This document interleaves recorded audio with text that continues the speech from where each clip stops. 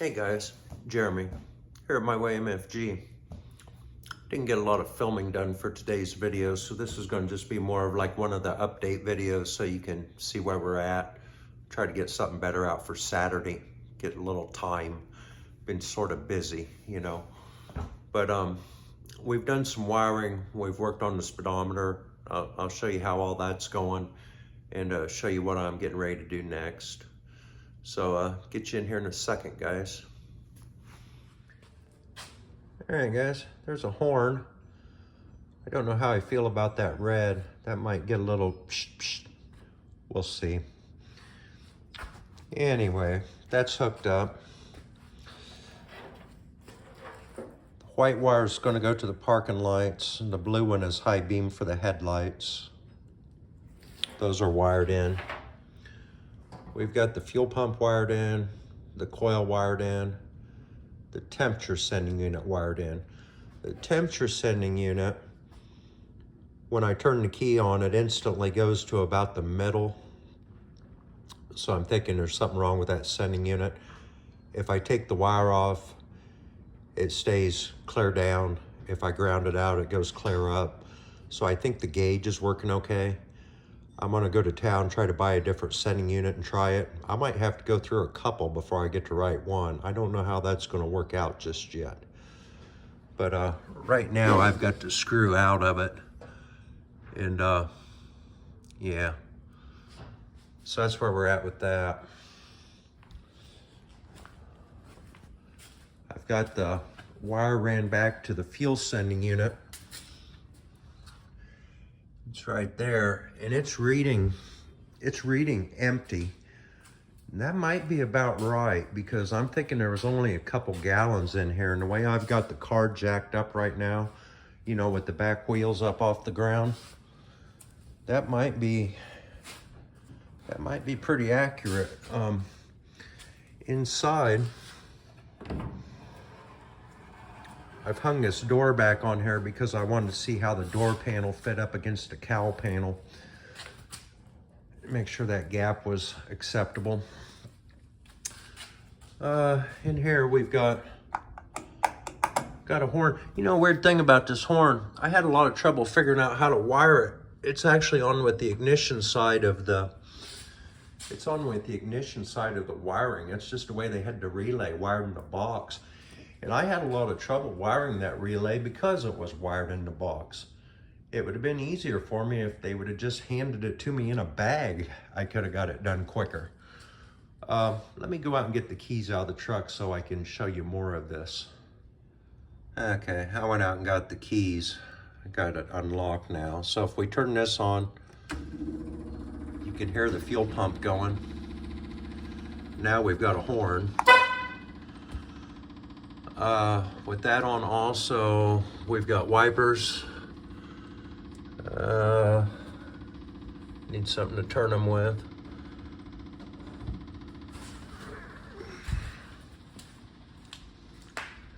Right here, there's a wiper knob. Those are handy.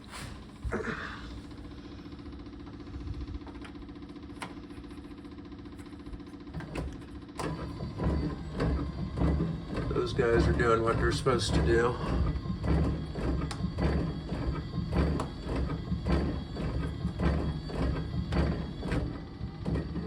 There's low.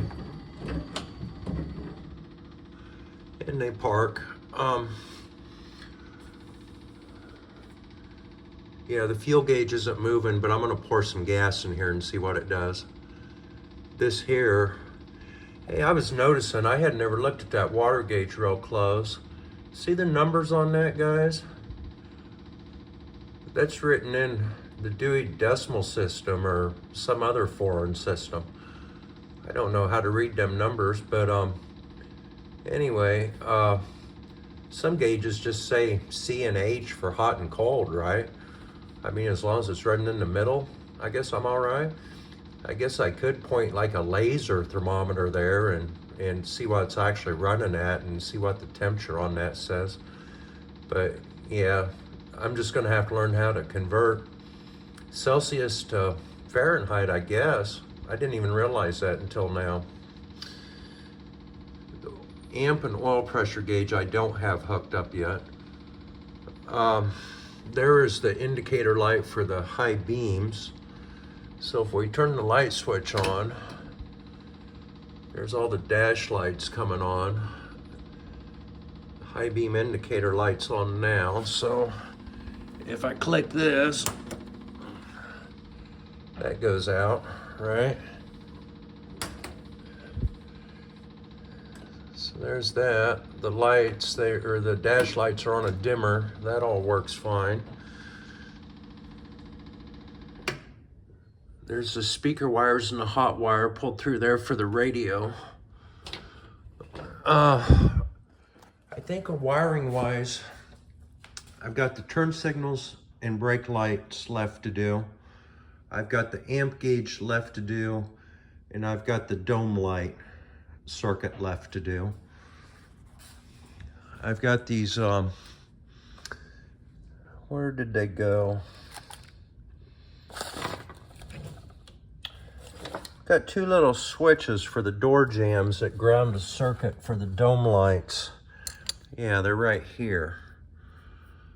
That's another reason I wanted to test fit that door. Make sure I've got room for that nut and stuff to go on the door jamb, which it looks like I do. But I'm gonna be drilling holes down in here and getting these in. And then these will just control the ground circuit. So the lights will have hot to them all the time, and this will break the ground, the other side will break the ground. Then I'll have a switch on the dash that breaks the ground. So I'll have three ways for the dome lights to be activated, each door in a manual switch. And as soon as I get these on and wired, I can get these cowl panels on. So I'm gonna be recovering them here within the next day or two because they're gonna go on next. Yeah.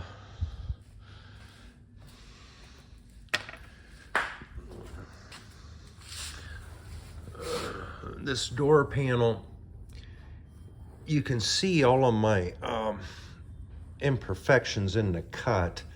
I think I'm gonna pull that loose and hit that with a belt sander and just get that straighter along the edges on both sides, because this other side's actually rubbing. I need to trim it off. See how I've got like 1/4 of an inch of door hanging out here? I need that all the way down, because you get like right here, it's rubbing. So yeah, I'm gonna draw a line and then belt sand this off on both sides and see if I can get that fitting a little better. And then the cowl panel, it looks like it's about where it needs to be. So that's gonna be happening. Let me shut this door and show you what it looks like from the other side.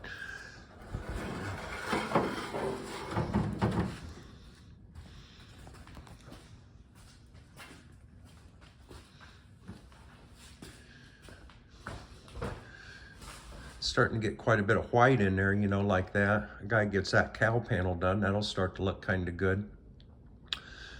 And then that flap hanging up the top, the garnish molding gets that. But yeah, it's starting to look like some interior anyway. The windshield is all the way in. I've got those screwdrivers poked through the holes to line up the two gaskets until I get the center division bar on.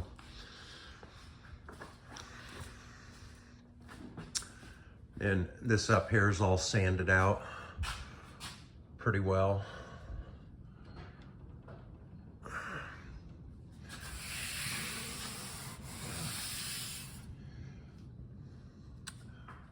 Might be a couple spots I need to still touch up there, but it's going to be about it until we ever do some body work on the car. Let me show you what happened with the speedometer. All right. That's the end of the cable that goes behind the dash.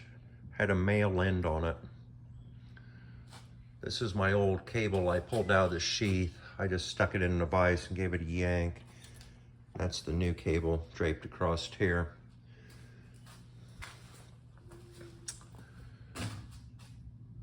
The transmission end fits back on on the transmission speedometer drive. I can put the cable in there. It also fits, and I can get it to spin at the other end. My problem is, this also has male threads on it, but I got it to screw inside of that garden hose. And I'm thinking it screws in good and tight. I'm thinking if I just make a little coupler with a piece of that garden hose so I can couple these two ends together, maybe I can make that work. I don't know yet.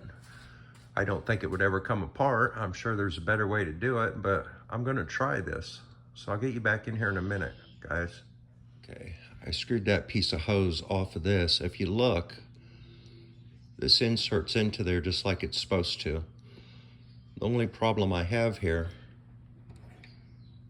is I don't have the correct nut. So you got to cut this cable to length and then crimp the end on. If I can get that cut to right length, get the end crimped on, and then screw both of those pieces inside the garden hose, might work. Cable was only $9, so I'm going to give her a shot. I think it'll work. I got that end screwed in there good and tight. I'm just going to try to cut this to where I just got enough overlap of hose to get both ends to butt up. Okay. If you look down here, guys, that's engaged, spinning that. Up here, I've got this much sticking out. So now I've got to figure out the best place to crimp this end on here. So we're going to test fit this a couple times. This end sticks out of that much. Like I say, I know there's a better way to do this, but I just don't know what it is.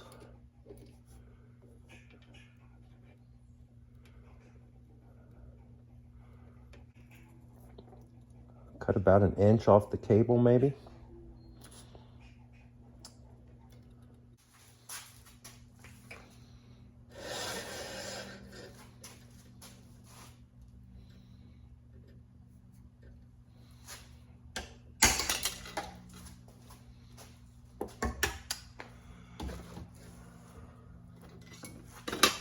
All right, let's kind of test fit this again and see where we're at.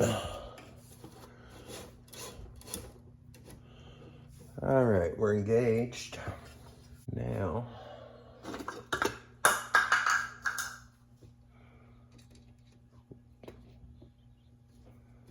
put that in there.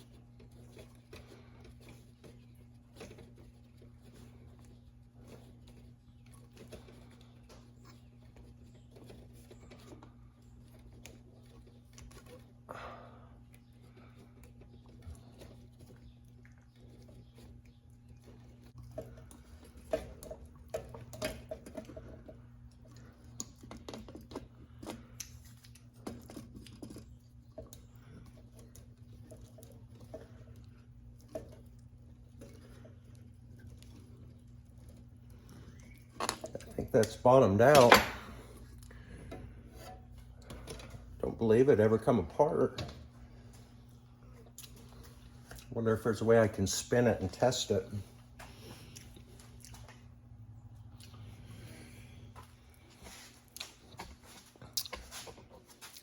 I can't really spin it fast enough to do anything, but you can see the needle jump. I don't know if you guys will be able to see this or not.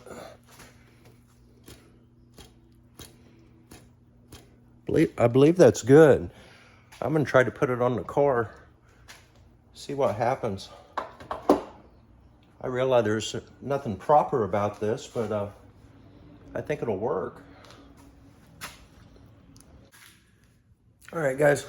While I was filming that portion of the video with the speedometer, my phone went dead, low battery and all that. So what ended up happening, I had that speedometer hooked up to the end of the cable. I'd put a drill on it and started to drill up. I got the speedometer to go up to 60 miles an hour. And I just ran it up until it quit moving, kind of see how fast the drill went, you know. So I got that up to 60. And I thought, well, speedometer works. I got all that I showed you done. I thought both ends are engaged. I put it in the car. When I did, it wouldn't work. The back wheels of the car jacked up. So I started the car and I had the car running. Speedometer wouldn't move. So with everything I went through with that little hose and stuff, I thought something screwed up there and the cable's not engaging. So I took it back apart, looked at both ends several times, probably took it apart a couple times. I was pretty well convinced that both ends were engaged, but yet it wasn't working. So then I tried to drill on it again. It didn't work.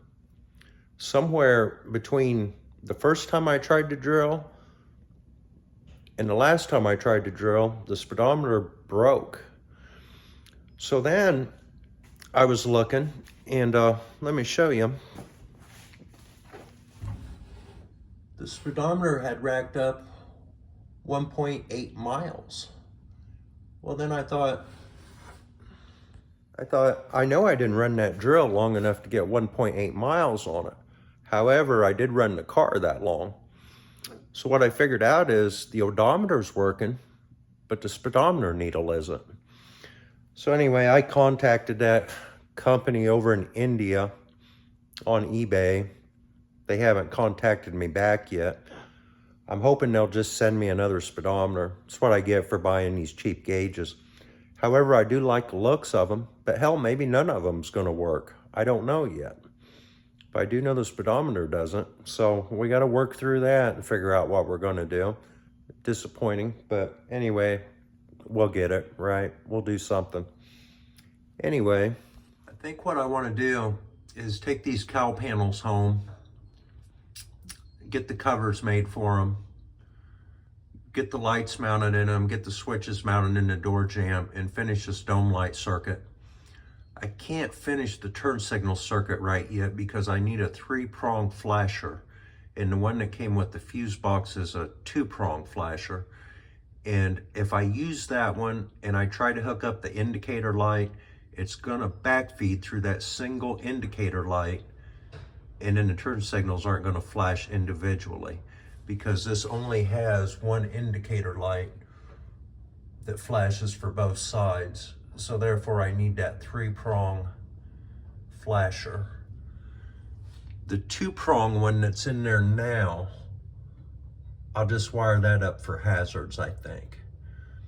But I could finish this dome light circuit. So I think I'm gonna get these cowl panels done here before Saturday and get them on there, and then Saturday we'll come over here and do a full video. So anyway, guys, that's my plan right today. I'm gonna pop these off and take them home. Anyway, guys, I think that's gonna do it for this video. I suppose Saturday we'll be working on that dome light circuit. Maybe we'll have the flasher for the turn signals by then. And I wanna see if I can save that starter button. If not, we'll buy a new one. But anyway, I want to thank all you guys for watching. Please like, comment, share. Want to thank all my subscribers. Appreciate you guys following along. But yeah, I think that's going to do it. Here 3 or 4 years ago, I deleted all the news apps off my phone, quit watching cable news. I don't watch any of that stuff anymore. Don't ever voice my opinion on nothing. Whatever happens, happens. I can't seem to do anything about it anyway. But every once in a while you hear something unavoidable, you know. And Budweiser, what Budweiser did this week, no matter what you think about it, they just pissed off 7/8 of their customer base. I mean, it is amazing that they could have thought that was a good idea. Everybody I talk to around here is wondering what the hell kind of beer they're going to start drinking now. I sometimes swear that this isn't the world I grew up in. It's like a parallel universe. And I would think no matter where you're from, if you were black or white or what country you was in, anybody, any one of us could look around and see that things have gotten weird, right? It's just weird anymore. I try to avoid it at all costs. If I went home tonight and my dogs come running up to me and said, "Hey Jeremy, we baked you a cake," I would just say thank you and eat the cake. I don't question anything anymore. Nothing surprises me. Anyway, guys, stay safe. Jeremy.